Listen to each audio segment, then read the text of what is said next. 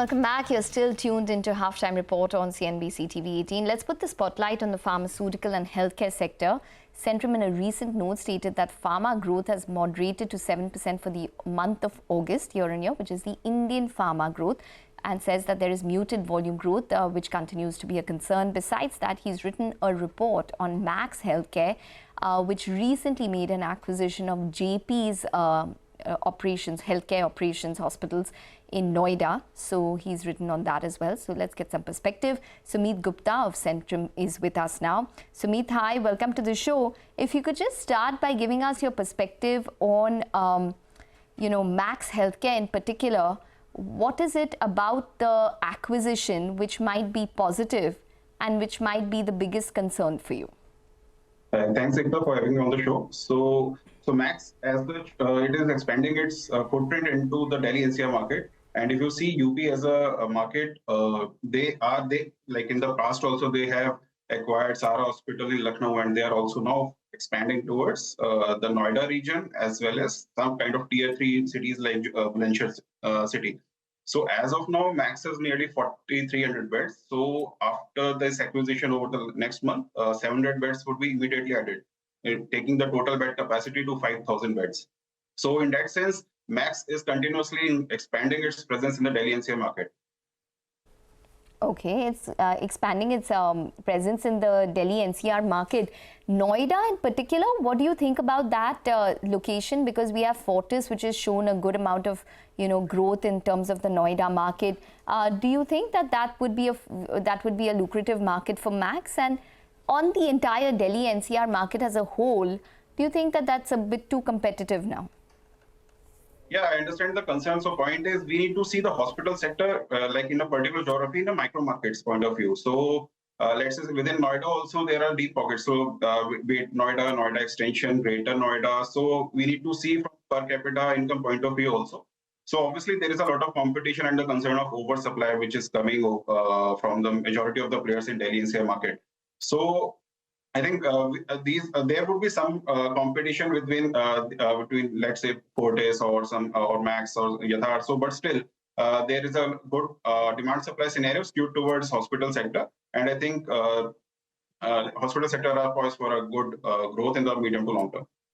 But are you positive only on the NCR space, or do you have views on the others in the southern, eastern, and maybe the western part of the country as well? Any particular chain that you like apart from the ones that you mentioned? So apart from that, the south-based chains are good overall. So we like Ekta DM as of now. So it's a good presence, the dominant presence in the Kerala market, and then going towards the Karnataka and Maharashtra. And there are some few names. We don't have coverage on those, so won't be able to comment more on that. Okay. A couple of these smaller hospital stocks, say, the Jupiter Lifelines of the world, have done extremely well. It seems to be this entire localized trend, micro-market trend, which seems to be playing out. What's your sense in terms of growth with of these kind of hospital plays?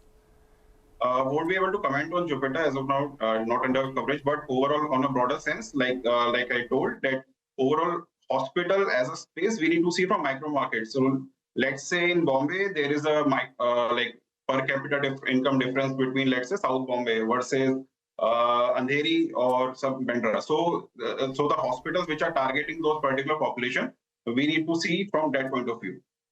Okay. Now let's move over to the pharmaceutical space. There was a slowdown which took place in the entire domestic market in the month of August. But there are, stocks are just going from strength to strength. Glenmark, for example, has seen a very strong run-up. What's your sense in terms of, how Glenmark could perform here on? Considering that they now have lesser concerns on their debt issues? Sorry, we don't have that under coverage, but still overall we think that on Indian pharmaceutical space, overall that is being led by the chronic therapies and less of acute therapy. And we continue to believe that that will continue to drive the growth. However, we see IPM market growing by modest like 7 to 8 to 9% kind of growth. Let's shift it to the companies that you do have under coverage and which do have a presence in the domestic space. JB Chemicals as well as Torrent Pharma.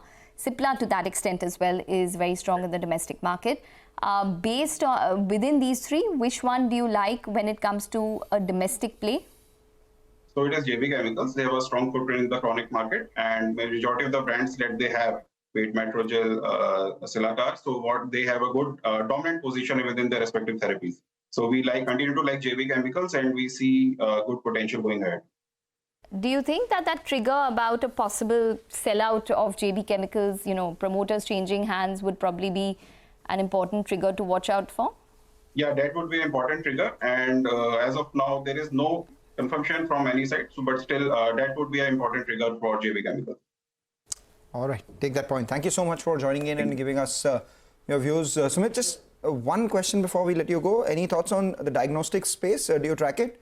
Is there anything that you like here? Yeah, so we like Dr. Lal. So considering the presence that it has across the nation, and we like the scalability.